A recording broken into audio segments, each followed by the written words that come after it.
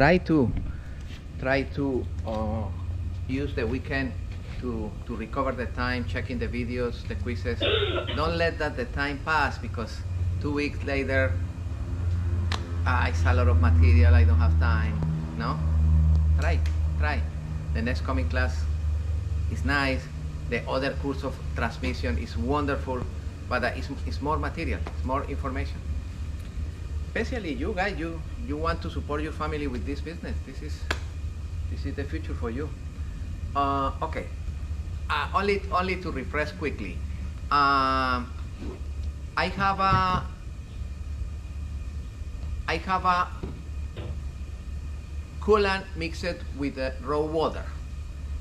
Where can I see that I have that issue? That I have raw water mixed with the coolant? In the reservoir. In the reservoir tank, no? What is the symptom number 1 of that issue? Expansion. The level of the reservoir goes up, and if you remove the cap of the reservoir, you see like a calcium, and the color of the coolant change, become brown, and also the odor. No, I have a question.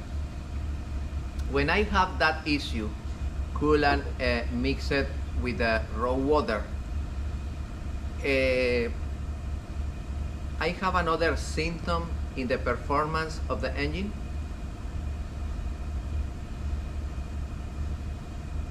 Is it going to affect the temperature? Yeah, because the glycol's now. In other words, that issue affect the operational range of temperature of my engine? Yeah. Should, because now the chemical, the glycol. Yes, coolant is immediately probably no.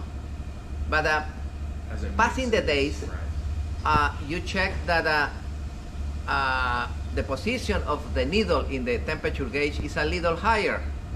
Why? So the chemical is made to be a better temperature than What is one of the main difference between regular water, fresh water or salt water, and coolant? It's the temperature at which it becomes a vapor. Correct. The boiling point of water is here, and the boiling point of coolant is superior. 200 and Higher boiling point. This is critical in cooling system. Why? Why that difference in boiling point of fresh water or salt water versus the coolant, the boiling point here and the boiling point here, is very important. Stay the liquid instead of It vapor. has to do with Okay, this is the point where the liquid pass to vapor.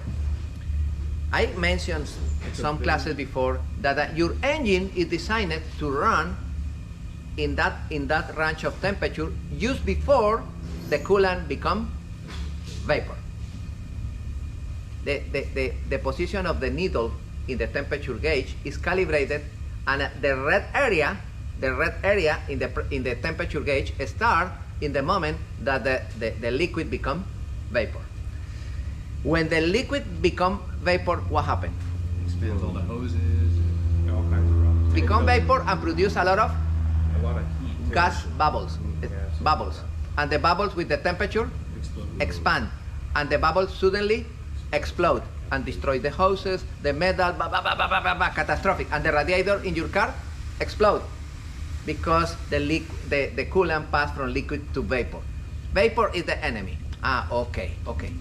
If the coolant in my engine is mixed with the raw water more and more every day, one day the properties of the coolant disappear, and it's like a regular water, and the boiling point goes down, and of course I have high temperature.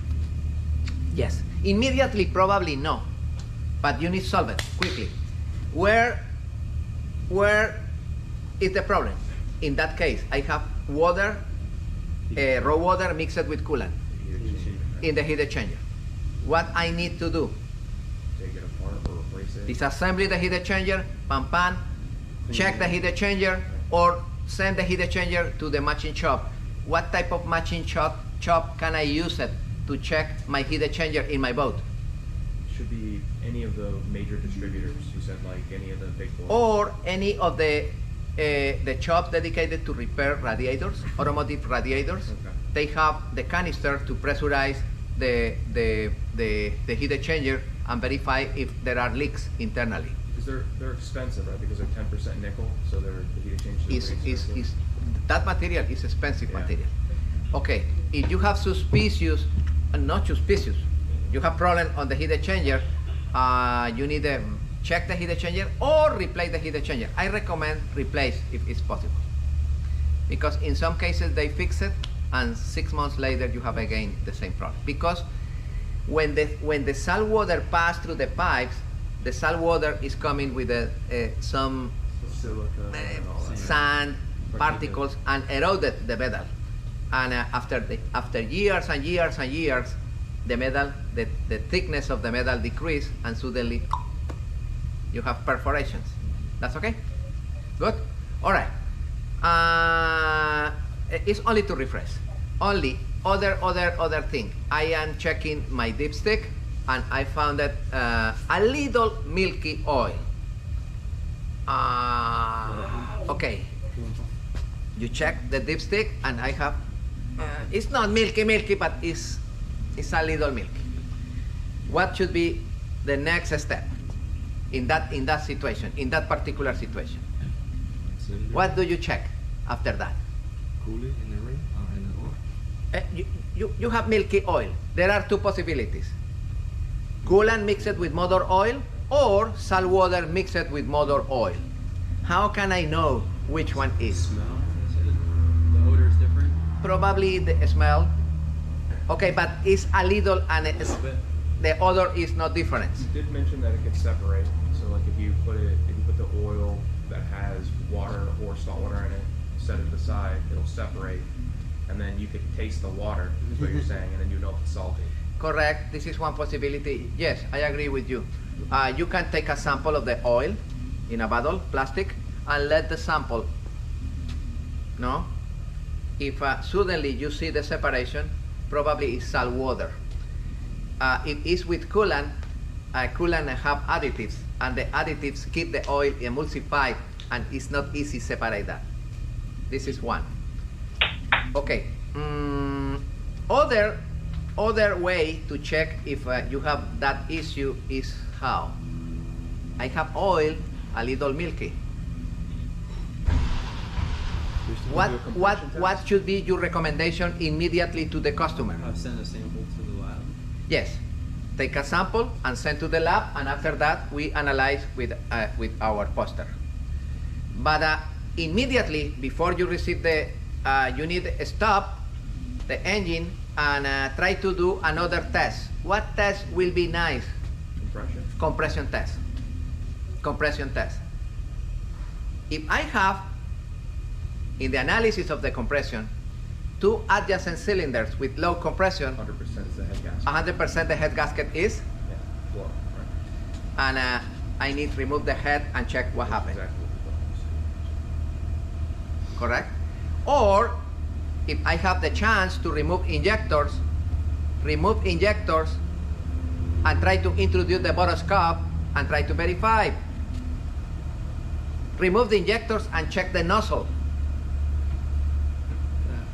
How about a coolant system leak test? Correct. Pressure test. The cooling system pressure test, we are going to do that.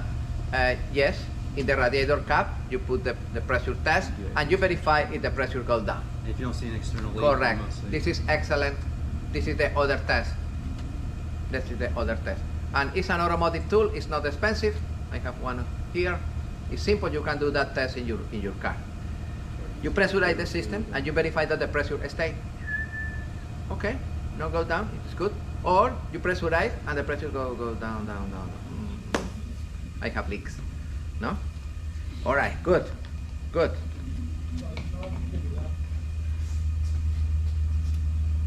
My engine is running, and constantly I have a little white smoke. All the time I have a little, but the engine is running. You're burning some sort of. You're gonna- Pay attention. Coolant, it's coolant. The engine is Yeah, running. yeah, it's coolant for with a little white smoke. In some cases, if I accelerate too much, I have more white smoke. Yeah, my thoughts are, I mean, it's rare, but it could be a cracked liner if you have wet liners, right? So it has a cracked liner if you pull in. Okay, before of that, That's rare. Though. definitely, That's rare. in this situation, is Yes. salt water entering No. in the combustion chamber or No, coolant? It's coolant. Ah, it's coolant, it's coolant. It's not salt water 100% because it's permanent. It's Right. permanent. It's permanent. It's not Okay, it's seasoned, coolant. right. But there are a lot of possibilities for coolant entering a little in the combustion chamber, no? Yeah. But let me tell to you something. If coolant is entering in the combustion chamber constantly, doesn't matter if it's a little or excessive, suddenly I have in the dipstick oil, milky oil, no? But in this case, no. The oil is good. I don't have milky oil, but Exhaust fluid? No, but I have constantly white smoke. Maybe a crack in the cylinder. Is the fuel mixing with coolant? You say crack. So the cylinder is probably leaking through the head. Yes, it's a mechanical problem on the head or on the liner. Could it? Pay attention. He said it's a problem in the fuel cooler. What do you think about that? In other words, he said Perforation. the fuel, the water separator filter is not working completely. The water separator filter, if I open here, I have water. Okay. He said that it's a problem in that filter, in the first filter, in the water separator filter. What do you think about that? Because it's a little white smoke. In other words, the fuel enter here and enter in the fuel injection pump And it's getting with a burned up. little amount of water, Right. with a little humidity. It's possible. It's possible. It's possible. But the most strong possibility is coolant. And you need to analyze if with the coolant pressure test or with the compression test if the head gasket is blown. No? You need to go with patience and slow. Any of those analyses can be done under pressure. No, my friend. Let me check. And tomorrow, okay. Call other technician, not me. Because you need to analyze. The advantage in the majority of the boats is that you have two engines. And you can check in both of them. Let me check in this engine. No, this engine Yeah, is you gotta use perfect. one as a control. Let me check the other. Oh, you have two engines. This is great. Yeah. This is great.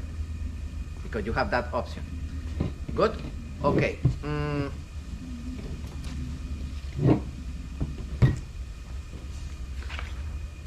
Other possibility of that situation, a little white smoke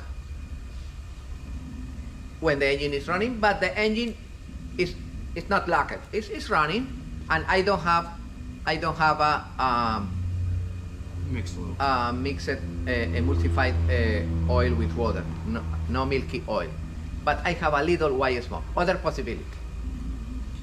Only thing, close your eyes, imagine the engine room, Fuel cooler? The fuel cooler. I was thinking No, we exhaust. analyzed that. I was thinking on the exhaust end if there's some sort of There's coolant that's used on the exhaust and yeah, but it's still seawater somehow. but it's still burn. coolant. But this is exhaust. Coolant, Oh. not raw water. But if you've seen it come from the exhaust. You know that in the majority of the engine rooms, in mega yachts, in big boats, on the turbos you have the air filters, no? The red ones, the air filters, and those air filters are washable. You can wash, you can clean the filter and put it back the filter. What is the recommendation when you clean those filters? Let them dry. You need expose to the sun or with a heat gun, eliminate all the humidity. So it's common for people. If not- you put in back that filter with a little wet, it's gonna pull humidity in. and you have that white smoke constantly. You understand? And then it'll just go away eventually because it'll dry up. right? And you're like, Correct. what the fuck? Correct. Right. Or in some cases, there are engineers that they order to the mate, to the crew, To clean at the this end up. of any trip, hey my friend, clean the engine room with the water, clean the bilge, pam pam pam, and the people splash water, All over the filters splash and water, everything, and suddenly the filters are wet. Be careful with those filters. Be careful when you clean the engine room, cover with plastic. Protect those filters, the air filters. That's okay, it's very common. In generators, exactly the same. The people clean the area, wash the area, splash water, and the filter is wet. Crazy. And you could just remove the filter, run the engine, it'll run fine. Of And you'll course, know in that that was the case, issue. you remove the filter, you run no more white smoke. The filter. This is why I love it, the logbook. Yeah. In the logbook, you copy all the information. In September 22nd, flush the oil. In September 23rd, this and that. You have dates. I have problem with this. You replace that filter. The may check yes in October. Yeah, And that's it. also pictures, and copy with a Sharpie over the filter the date that you replace that. Later, you can go into the engine and say, oh, was replaced in September, 6 months ago. I'm curious. Just that piece behind you, multi everything, right? Coolant Yeah, reservoir that's and it. everything. Yep. There's a crack in there, and it's blowing. It's going into the exhaust portion of it. Won't it blow smoke? But I never seen that. Okay. But it's possible that internally that division of metal is cracked. Understood. It's possible, but I never seen that. It's good material, but it's possible. Yes, it's possible. You enjoy that, guys? That analysis? Okay. Can you explain me quickly the main difference between an engine, inboard engine, raw water cooled, and an inboard engine cooled with a coolant, a closed system? Water runs through One the has an engine. external. Excuse me. I enter in the engine room. Two diesel engines, and I want to know if it's raw water cooled or heat exchanger cooled. First thing I'd look for would be the reservoir. There's a coolant reservoir. you know, And this because is it's one easy, thing. easy I don't color. have coolant reservoir, Right. and I don't have heat exchanger. Right. This is raw water cooled, no? Just look at the color. Like, show it, That's show it. clear? C string. Right. Well, that's always going to be a thing, right? Okay. Cool. All right.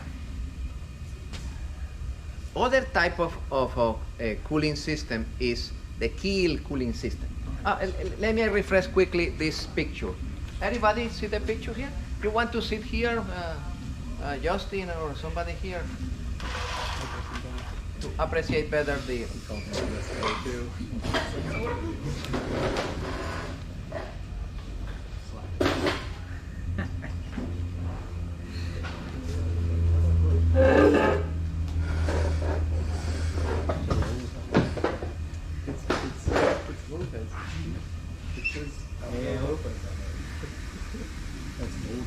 Okay, guys, follow me. We are going to try to understand my drawing. This is the engine. This is the coolant pump. Everybody follow me? This is the thermostat housing. This is the heat exchanger. This is the exhaust manifold, guys. You see? Excuse me. This is the exhaust manifold. This is the head. This is the exhaust manifold.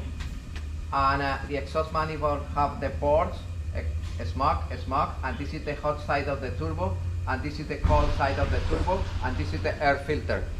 Everybody follow me? Okay, we are going to follow the path of raw water. The raw water enter here, the seacock, the strainer, the raw water pump. The raw water pump suction the water and pump the water. The raw water pass through the heat exchanger, and the raw water goes and finish into the elbow of the exhaust. That's clear? Into the elbow of the exhaust. What is this? Anti-siphon. The anti-siphon device. Okay, good. This is the raw water. In other words, in this picture, the raw water penetrates the engine, the block? So, No, only pass through the heat exchanger. That's okay? I just want to double check on something, because we talked about it slightly in one of the other classes, and it wasn't mentioned in the videos either. The anti-siphon, right? You have the first one that's before the elbow of the exhaust, and then you have another one that's after the muffler. Oh, Right? You it's showed on the that other muffler, day. after the muffler, yeah. That's the second one. Okay, good. Pay attention. This is the salt water. We are going to check the path of coolant. Okay, the coolant, okay. The pump. I forget install The the reservoir. reservoir. I forget So the install the exhaust reservoir, yes. Yes. Typically with the Yes, I forget install the reservoir. Let me probably have another better picture for this. Sorry, I forget in that picture. In that picture, Yeah, I've seen it. I thought that was pretty cool. Just the backbone, the like separating areas on a heat exchanger. You know, the half of ones that we have that's oil, gas, type of thing, or oil, gas, transmission oil, that type of thing. If you can have what's called the fuel, either the oil in that cool from a heat exchanger or cooler, they can have the half in between. This is nice. And you can get the oil gas. This is nice, guys. There, right. Raw water, seacock, strainer, heat exchanger. The raw water pass through the pipes, and the baffle allows that the coolant here in the expansion tank, the coolant circulate here, circulate here, circulate here. Look at the coolant. The coolant circulate through the engine block, goes here, circulate here, circulate here, circulate here, enter here. If the thermostat is closed, the coolant no pass and the coolant no circulate again. The thermostat regulate the flow of coolant. Also, I think an operating temperature for it opens. Correct. Depending on the temperature, expand, retract, and the coolant continue here, and the pump it again in the block, and once again goes tin, enter here. If the thermostat is extended, is closed, no pass, until the temperature here increase. You gotta go back like 4. No, just move. Right there, it's the one that you have highlighted. Exchanger and expansion tank. Second row. Blue box. First one over. Light blue box. Light blue box. No, Go right there, top. No, up. It's on the top row. You see the pictures? No, the pictures. Yep, that one. The one that's One lit more. up. One more over to the right. One One of more mine. to the right. Right that there. one. That one. It was lit up before, so I think that's where you were. Thank you. Yeah. Thank you. Mucho por- Yeah. Your teacher. Okay. That's the path of coolant, and that's the path of raw water. Okay. Yesterday I forget to explain something about the radiator cap. You want to talk about elevation. Normally the pressure in the radiator cap is 7 psi, no? Pay attention. Suppose that I have a boat with 2 big diesel engines, 2 Caterpillars, 2 Detroits, and I rebuilt one of the engines, and I did a good job, in my opinion. I replaced the bearings, I replaced the piston rings, I repaired the head properly, I replaced all the gaskets, the O-rings, the seals. The engine starts perfect, the engine is running good. However, in the engine that I repaired in comparison with the other one, my temperature is 2 or 3 degrees higher than the other one. It's running good. The temperature is not in the red area. It's higher than this one. New water pump and everything.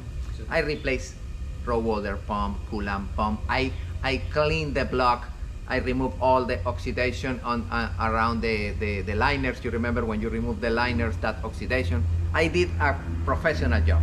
However, and the engine is running good. The sound is perfect. It's good. But that was a real problem that I had some years ago. and the customer called me 3 times. Hey, Mr. Lopez, I love it. The engine is good, but I don't like that this engine have a little higher temperature than the other one. I remember in that moment I replaced the raw water pump for a bigger pump. I did a lot of cosmetic, and the temperature continued 3 degrees higher than this. Not bad, but a little higher. And of course, the captain want both of them equal. Ay, Dios mío.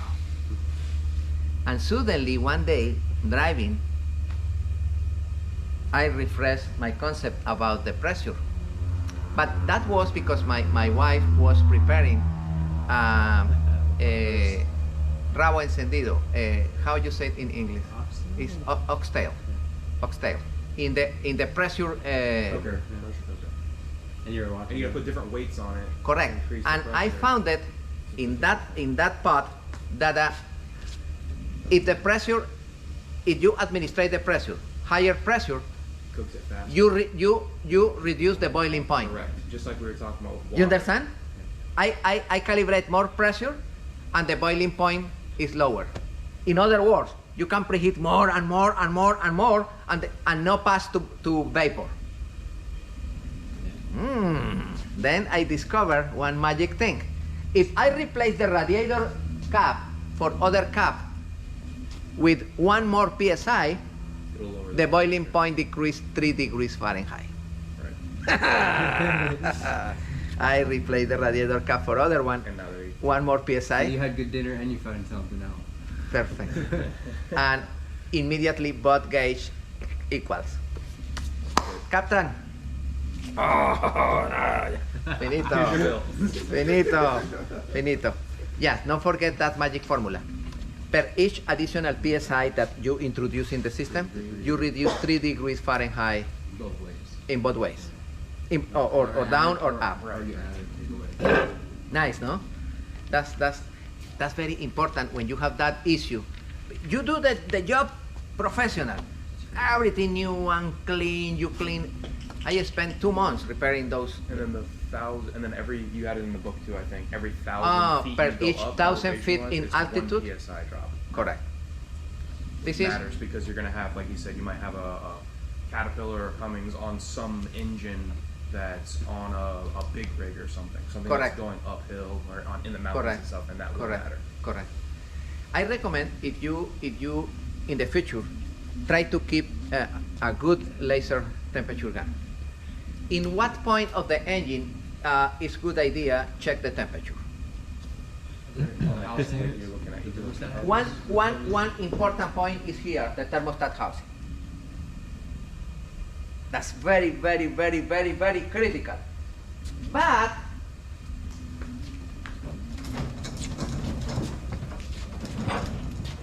here. You enjoyed the class, guys? Sure?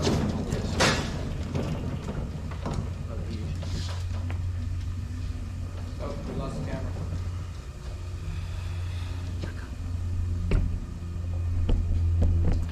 You say continue.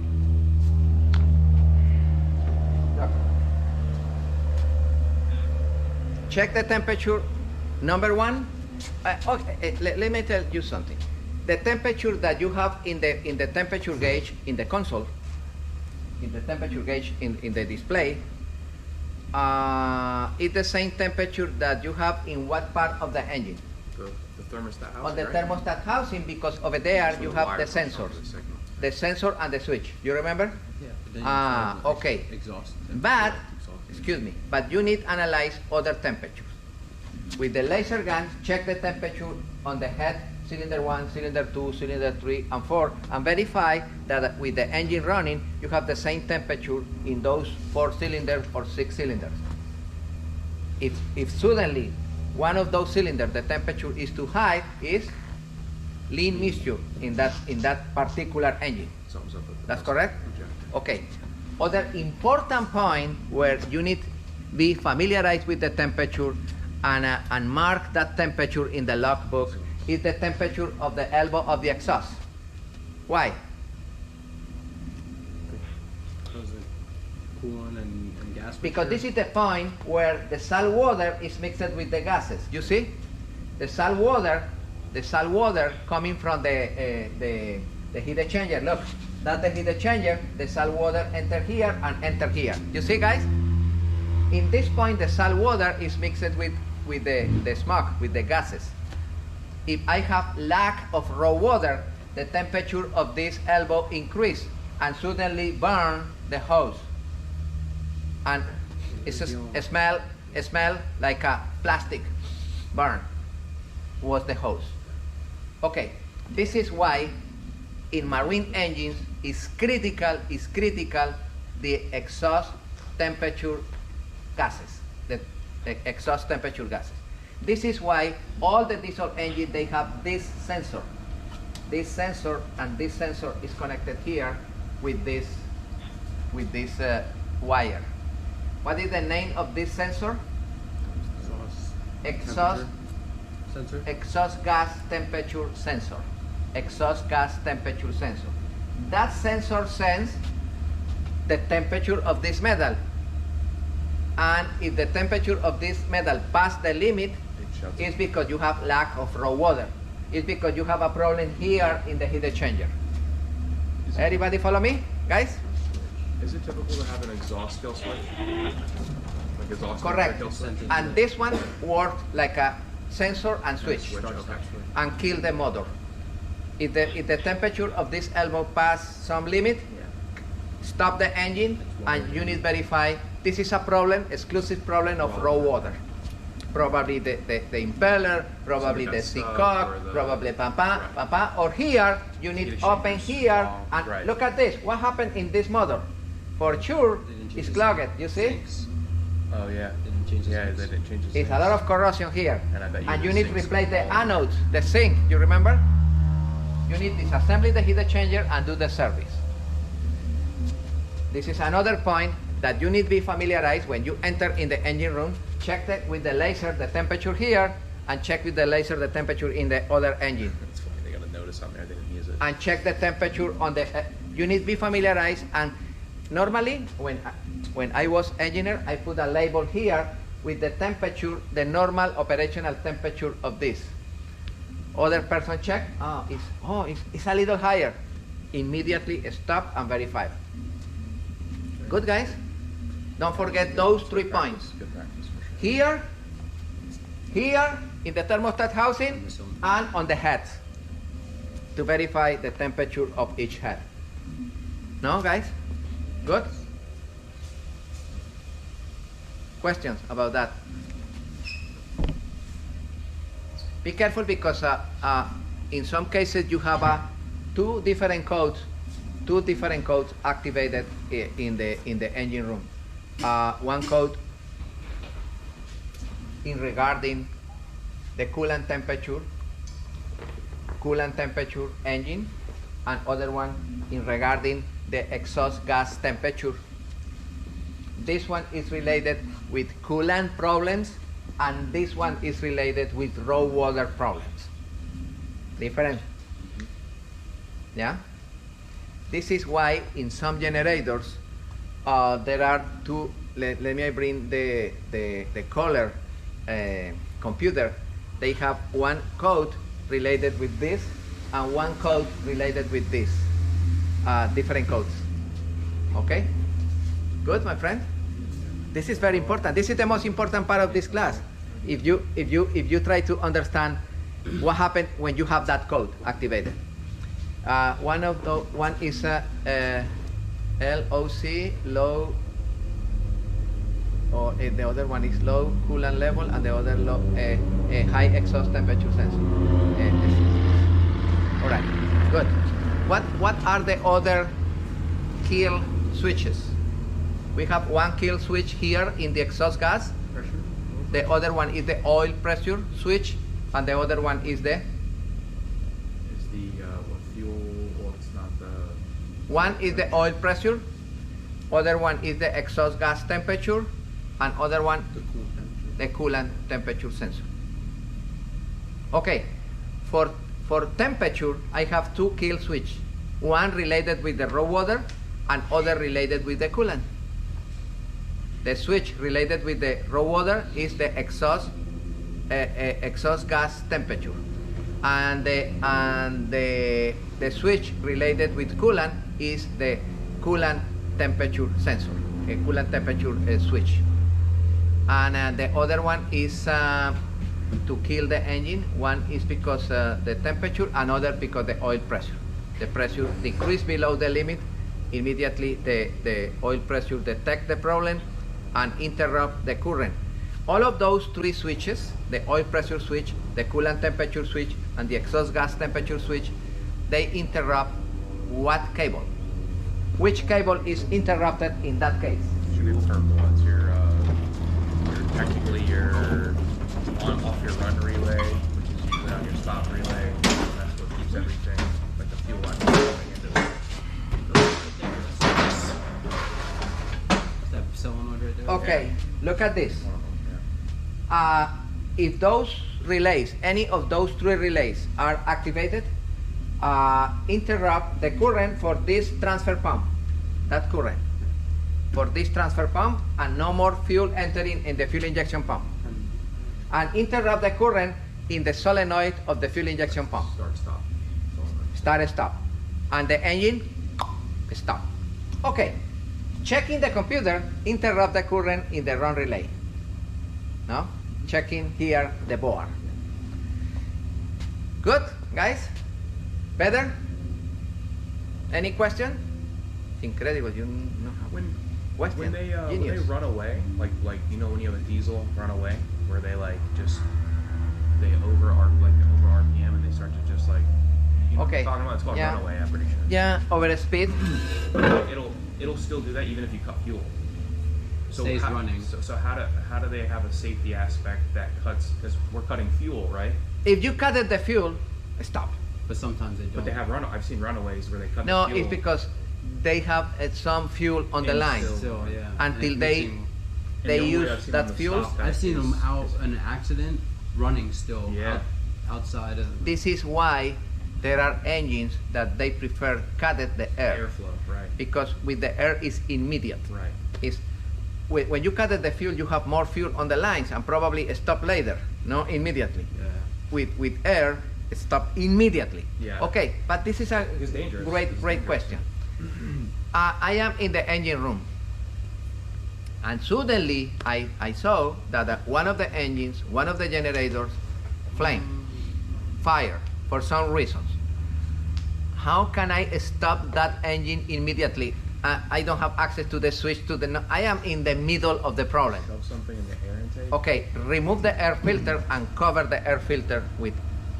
Something. Something. You're gonna destroy the turbo And or whatever, yeah, but fuck it. but the Yeah. engine stopped immediately. I saw a guy do that recently, and it was like he was working on something, and it started to take off, and he just picked up. He had oil rags, and he had like a stack of them, and just threw them into the turbo intake. This is why. And it This stopped, is why yeah. in the majority of the engine rooms in big boats, the fire suppression system. When you activate the red button in the console, you activate the fire suppression system, and the fire suppression system interrupt this and the start-stop solenoid, and also close the grills Yeah, the flaps. of The air flaps, yeah. with flaps, eliminating Oxygen. Don't get oxygen caught in in the there. engine room. Don't be stuck. Yeah, don't get caught in there. Yeah. And then it releases the Carbon, the CO2. CO2, yeah. Which That's what sucks you- out more oxygen. CO2 they- Yeah. Which Yeah. takes out Yeah. all the rest of the oxygen. Yeah. those I'm going tanks to are explain like that process. 280 pounds or whatever, and they just Yeah, correct. I'm going to explain that process in the class of auxiliary system. We are going to analyze the Fireboy system, Fireboy. how the system works. Good, no, guys? Okay. Fired up. Now we have two different type of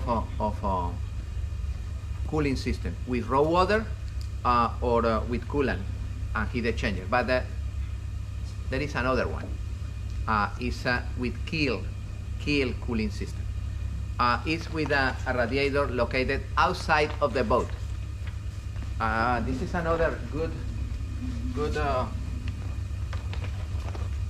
For example, the engine that you are repairing, the yellow one, that engine was working with keel cooling system. Is that fairly common? So It's very common, yes. Okay, let me show that. Okay, that system. That system. Look at the system, guys. What is the situation in the keel cooling system? I have the heat exchanger outside, submerged in the water outside of the boat. I don't have heat exchanger inside of the boat. In other words, what happened with the exhaust in my boat with the keel cooling system? Look at this. Look at this, guys. Pay attention. This is the coolant pump. The coolant pump or circulating pump.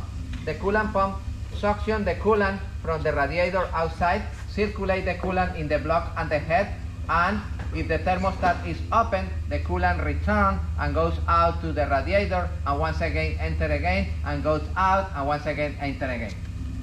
So there's What happened with the exhaust of my boat? The exhaust pipe No wet exhaust? is completely dry. I don't have raw water mixed with the elbow of the exhaust, you know? Because I don't have raw water. I don't need raw water. Why? Because it's already cool on the outside. You don't need raw water, guys. Because you have raw water on the bottom, right? Look at this. You don't need raw water because the coolant goes here, circulate in the external radiator and return in the block and once again out and once again in. You know? The water is going underneath. I don't have raw water. Oh my, this is wonderful. What is the No inconvenience? Corrosion. Ah, yes. You don't have to worry about I reduce the corrosion 90, 10, 95, 96%. You also don't have to worry about pulling water in. You don't have a strainer, you don't have raw water pump, you don't have a heat exchanger, you don't have 1 million of parts for service. I'm assuming the downside of that is repairing one of those things is you have to The get out. downside is, okay, If it gets damaged, you're if polluted. I Lots of things growing right. if the service in my boat is not perfect, I don't clean the boat periodically. Barnacles are accumulated around those pipes outside and clog it. Oh, that's not good. No, that's not good. Oh, this is one of the And then also hitting something on the bottom of the boat, correct, you destroy it. correct. And then you lose cooling. But for me, But it's those issues are minimum. Yeah. If you keep the boat clean, if you install that radiator properly in a pocket to eliminate drag, you don't have any problem. If the boat is designed to install those radiators, that's perfect. I love it. I love it, the keel system. So now what happens with your exhaust gas though? It doesn't really get cooled down and properly. Excuse me? The exhaust gas doesn't matter. Of course. And now the gases are dry gases, no mixed with water. I love it. And the analysis of the smoke. Yeah, I was curious about that too. What's the purpose of a wet exhaust? Why are you mixing your raw water with your exhaust to expel it? You Is it can just simple that they you just can put send oil the raw water after the heat exchanger directly outside in other pipe, like the It's air just conditioning unit. convenient to send it through one hole. Oh, it's good because the pressure of the water help, Clean some things up. but there are designed with that raw water in a separate through hole Right. going out directly. Because even in a lot of the My scenarios friend, that you showed what is us- the advantage of this business? You It's a can lot- modify. That's mine, right. This is my boat. I am going to cut it, and put this my money. Oh, no, sorry, I am going to make a mistake. No problem. Let me check 6 months later. Hey, my friend, it's good my idea. So I don't mix it with the gases, and now during the cranking, I don't have the possibility to Exactly. suction water. Good, Very good. excellent. I love it. I was going to ask that about the when you transfer a regular cooling, raw water cooling engine to a cooling engine. You have an expansion tank wherever, right? Correct. You know, if it's Correct. just wherever you get it. Correct. This is another advantage. I love it. You see, it's a lot of good advantage. And what about the engine room in this case? It's clean. It's not corroded. You should also be you should have a little more room. Right? Yeah, a little because But not a the whole heat lot, exchangers but a are little heavy. bit. Right. And the heat, if you remove the heat exchanger in your diesel engines, the engine lose Right. lose simple, Yeah, just no? lost 50 pounds. Okay, and the radiator is located outside. There are different type of radiators with double circulation. In other words, if the input and the output are in opposite sides, they have more circulation of coolant outside. If the output and the input are in the same corner, probably, but both of them are efficient. And then you got to have your other systems hooked into those too, right? Your fuel and all those other things. There's different passages for that as well. Fuel cooler and everything like that. If it's all external now. No. In those cases, no. You need other type of, for example, air cooled fuel filter or something like this. Yes. No. So This is that's only exclusive for coolant. for coolant. This is exclusive for coolant. But excuse me, there are other equipments. That's why. They probably don't Yeah. allow them to do. Yeah, the fuel Legally, or you the probably oil. can't do anything but coolant because of pollution reasons. Correct. Yeah. Correct. Something's damaged there. Now you have fuel. Correct. Oil coming out. Correct. For example, you see the cruise boats. They have the exhaust over there Yeah. directly outside. This is dry exhaust. No, probably with those type of coolers. What other equipment inside of the boat, different than the motors and the generators, use those type of cooling system with a Kiel cooling system? There are some refrigerators and air conditioning units, and they have the condenser outside. It's basically the same. Basically the same. This this closed circuit cooling system eliminate the heat exchanger, the raw water, the pump, the strainers, and the service. Of course, that's good. That's very, very good. And look at this. Inboard heat exchanger, Kiel cooler, require no seawater inside the hull, and of course, you eliminate a lot of corrosion points in your boat. The problem in your boat starts when you enter the salt water to circulate internally. You introduce 1 million of problems. That's the problem. If you can design a boat with a regular automotive engines cooled by air, you design the engine room with grills that enter the air and circulate and goes out. You can eliminate that, but you are the future designers. Can you still do fans and stuff, right? Yes. Cooling fans. It's gonna have to be. I know one boat. I remember one boat in Fort Lauderdale some years ago, with the entire engine room, huge engine room, with a lot of circulation of air, and the engines air cooled. Nice, I love it. Clean engine room. I would think you need like aluminum fins or something. Sure, the patch there. Let me tell you something. This country for me is you are blessed, guys. You live in the paradise. A lot of people live in other countries with a lot of inconvenience, with a lot of restrictions, because no money, because no possibilities. You have a lot of possibilities. You want to start to work tomorrow. You enter next day. There are a lot of possibilities in this country. You want to learn something, you have a lot of options to study with grants, with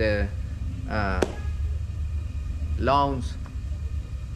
In other countries, no. You want to learn how that element works. I want to learn about the gasoline engine. I don't have money for the course or whatever. You go to the junkyard, you buy a used motor, and you destroy the motor in your home. You learn, and you put that motor on the garbage, but you learn.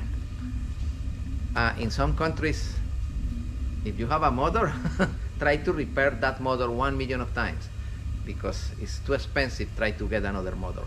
No? You are blessed guys, my friends. If you have a chance, buy a boat, cheap boat, a small boat, and convert the boat remove that engine, install other type of engine, convert in electrical. No, Dr. Daciel? You can play a lot in this country. Yeah. Yeah, this is some magic country, and you are blessed guys. I hope you appreciate that bless. It's blessed. Okay, guys. All right, the Kiel cooler system. That company is nice. I love it. That company. It's a Dura cooler. They fabricate those elements. Let me tell to you something about the service on those external radiators. I remember one day I was working in a New River Marine. This is today a yacht management marine in Fort Lauderdale. And one day it's a Hatteras 74. They say, hey Lopez, today your job is remove the Kiel coolers in that Hatteras because they have a leak in one of those coolers, and okay, you need to fix it, no? Okay. One of the most important things, if you want to remove the external radiator, the external cooler in that system, is what? You gotta remove the stuff on the inside. Shut off, right? Yeah. Close the valves inside of the boat. If not, if the valves are open, you have Coming out, okay. Water coming in there. 200 gallons of coolant Oh, or yeah, more dumping out. going down. Right. And I remember my helper said, I closed the valve. You closed? Yes, I closed, Mr. Lopez. And you loosened up that thing. Just No, close the valve. And when I remove those bolts, and I move it a little, the radiator, my friend, the entire yard full of coolant. But coolant is slippery, right? oily. Be careful with that. Close the valves. Be sure that the valves are closed. All right, that element is too heavy. Normally you need put a forklift with pieces of wood to receive that cooler. But it's heavier with swimming. You need to work with 2 or 3 people in that system. And when you put back the new one, be careful with those gaskets. Those gaskets are in a special material, neoprene. And when you tight those gaskets, you need to tight those gaskets slow. No, this one, and the other one. You need to enter that gasket even and tight slowly, gradually. No, both of them, according with the torque specification of the manufacturer. It's not easy. Remove that radiator and put back the radiator. But in some cases, that's your job, and you need to replace that radiator. Okay, other important thing is this. In some cases, be careful with those valves, you see? Those valves. Close the valve before you try to remove the radiator outside. What is the function? You have another 2 additional valves with a filter, bypass filter. What is the function of that filter here? Maybe in case there's a leak? In case of service, Yeah, I was just saying, in case of, yeah, you use that bypass. Then you can work on the dual strainers while that's still working, or shut that off so you can work on the bypass Correct. while the dual strainers are Correct. still working. Correct. So the engine doesn't have to be shut off. Look at this. What is the function of those strainers? Coolant strainers. Excuse me. Coolant filters. Those coolant filters are water separator filters. Remember that the coolant is oily and the raw water is raw water. If you have coolant, because externally that radiator is a little cracked, if you have coolant mixed with raw water, those separators separate the water in the bottom and the coolant on top. The coolant is red color, green, or orange. You remember? And you can see the different. If you have water in the water separators, You know for a fact you you're need gonna to crack. stop immediately and try to do the service on those radiators. Okay, guys? It's very common, my friend. In the future, you will receive boats with this type of system. It's a Kiel cooling system. No? How I know that this engine is running with Kiel cooling system? Easily, I am inside of the engine room and I have the boat with Kiel cooling system. No raw water pump. No raw water pump, no seacocks Yeah, for raw water, strainer. no raw water filter, no nothing, no heat exchangers. That's nice, Does no? that one have a reservoir? Excuse me? Will they have a Oh, they reservoir? have reservoir So you for have- cooler. Exactly the same. Exactly the same. Look at this. This type of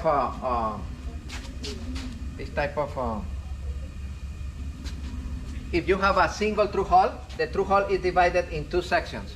One section for input and the other section for return. You see? Two pipes passing through the same through hull.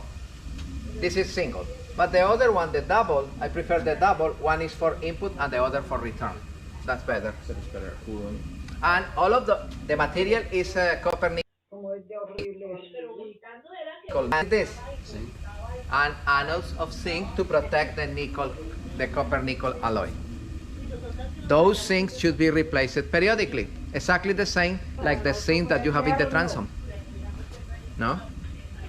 Exactly with the same criteria. Of course, internally, those pipes should be connected to the bonding system. The pipes are in copper nickel. In other words, the price of this installation is expensive.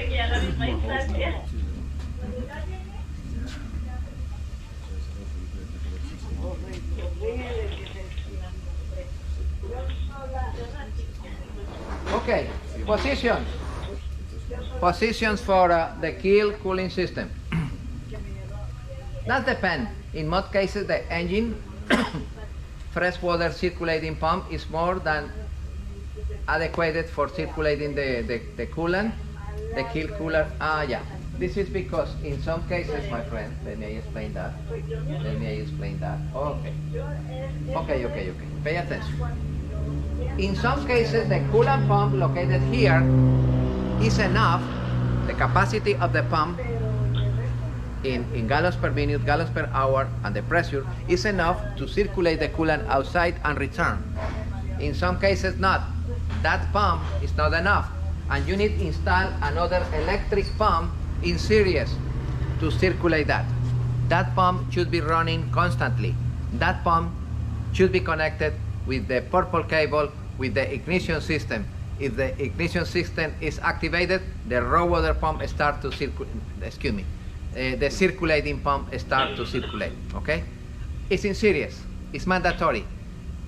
I remember I convert one engine into Kiel, and we install a additional electrical circulating pump. Is it any different than any other fluid moving electrical pump? Is it because of the chemical, or is it you just use it? Yes, the diaphragm is different. It's a special pump for coolant. Yes, the coolant expanded the diaphragm, the O-rings should be for coolant. Okay, but that's the process. That's the process. Install the coolant pump. Okay, let me show you something. For example, in some boats, they have the pocket to install the radiator. Be careful if you are doing a conversion to convert this boat from traditional heat exchanger system into Kiel system. Be careful where you locate those elements, because in the future, probably with the forklift, you can damage those radiators. No, be careful where you locate it. There are areas where the location is not good. For example, look at this. You see where is the propeller? In that pocket. For a shallow draft vessel, you may mount the cooler on either the side of the stem of the vessel or in a recessed surface mounted installation. Yes, for air conditioned system, they have a special area in the transom. Why I don't like that pocket over there? Because you need that pitch. Because that pocket in some cases, in some movement of the boat is dry. No? Or in some moment, depending on the speed of the propeller, create a bubble.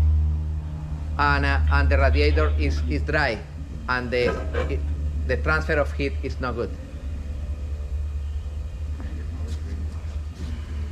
Look at this.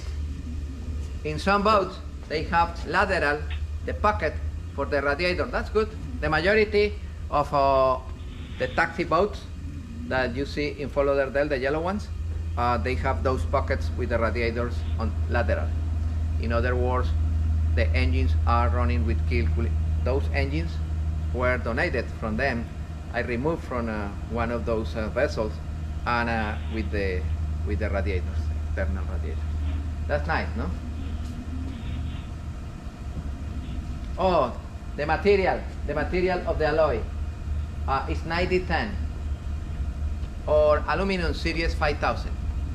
Remember, those are the preferred alloys exclusive for marine applications. 9010 and copper nickel, 90% of copper, 10% of nickel. It's a high level of nickel. And the series 5000 aluminum radiators. Yep. This is why if you found it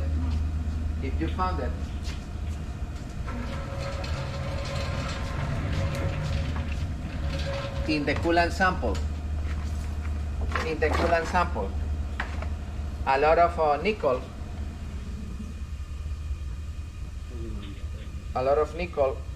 is because you have a problem on the heat exchangers. Nickel. You have a problem on the oil coolers, and yes, you need check what happened in that particular case. Nickel, because it's 90% of copper, 10% of nickel. Okay, and what about this? Look at this. This is the material, and some of them the coil is circular, some of them the coil is in a flat surface, and some of them the pipes are square, no circular, they are square. It's the material, it's the design. Okay, facts and fiction about keel cooler. A keel cooler can't be used in high-speed application. Keel coolers are currently used on high-speed crew patrol boats. Keel coolers create practically nothing restriction if they are installed properly on the boat. That's not true. That's not true. Other one, the keel cooler must be mounted in a pocket. Any keel cooler may be mounted in a recess or used externally, mounted on the side with the triangles at the beginning, at the end, to help with the movement.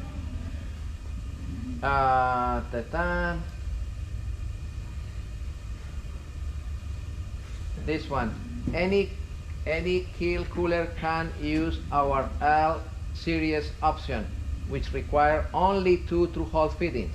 One for the inlet nozzle. It's because the question was here. Keel coolers require too many through-hole fittings.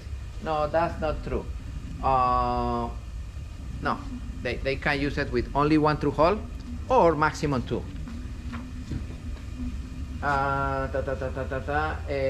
Grooved round tubing is more efficient than a smooth rectangular pipes.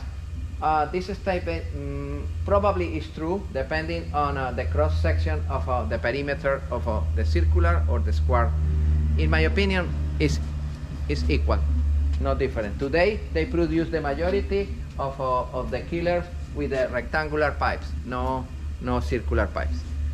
And the rectangular, they have a better surface contact. I prefer that one. I love that design. It's very good. Very important. That one. Okay.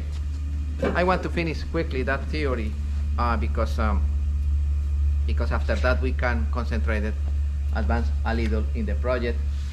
This second part of the course is dedicated to the systems, to the troubleshooting, and of course to finish the project and start the engine. But believe me, we finished the project in 1 day. It's simple. But I want that we are clear with the concepts. That's, in my opinion, the most important part. And we are going to analyze the coolant, because the coolant is another vital component in that wonderful system. The quality of the coolant, never use generic coolants, exactly the same that with the oils. Be careful with the coolants. Let me tell you something. Some people say, okay, I am going to flush the coolant in my boat, in my engine, because I want to replace the coolant. The color of the coolant is not good. The coolant looks like a oxidized, corroded. I want to replace. I want to flush. Okay. Flush the coolant in big diesel engines is not easy. You need to take care. You need to prepare conditions. You need to prepare containers and transfer pumps to collect the coolant from buckets and transfer into barrels and transport in your car to other place. It's not easy. How many gallons? Depend on the diesel engine, but there are diesel engines with more than 50 gallons. It's a lot of coolant. It's not easy flush the coolant. But the majority of diesel engines, marine diesel engines, in the service schedule, they included flush the coolant and replace the coolant completely. Okay, you need be careful with that. Once again, I explained that the coolant have a lot of properties. We are going to study here the properties that the coolant have. Those are the properties. This corrosion protection, freezing protection, anti-boil, anti-scale, acidity, anti-foam, anti-dispersant. It's nice, no? It's completely different than fresh water. Can I use fresh water instead of coolant? Yes, but you don't have the same range of temperature, and additionally you corroded internally your block and your head using this type of refrigerant, fresh water. No, coolant is designed, is calculated for the material of your engine, for the material of your block. Okay, guys? What is the meaning of anti-scale protection? Build up. Yes. What is the meaning of acidity protection? It's because remember that depending on the alloys, in combination with the oxygen, you can produce acid oxide or acidic oxide or basic oxide. The acidic oxides in combination with water produce acids. This is not good. Later in the course of corrosion we are going to study that. What is the meaning of anti-foam? Something bubbling. The proper coolant avoid the formation of bubbles. That's very important. And anti-dispersant protection. What is the meaning of that? Anti-dispersant. The coolant have the ability to keep the contaminants emulsified with the coolant. It's not easy to separate that. Gotcha. So you don't get like piling and Correct. piling, basically. Correct. This is another property of the coolant. Okay, my friend. This is why some people say, I don't know what happened. I repair this engine. The other engine is in good condition. I repair the starboard engine. Once again, I use the best technique, the best quality of parts.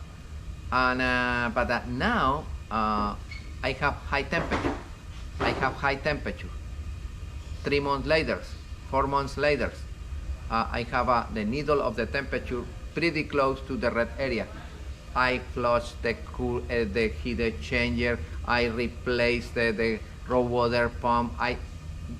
I did all of those procedures according with the recommendation. However, I have high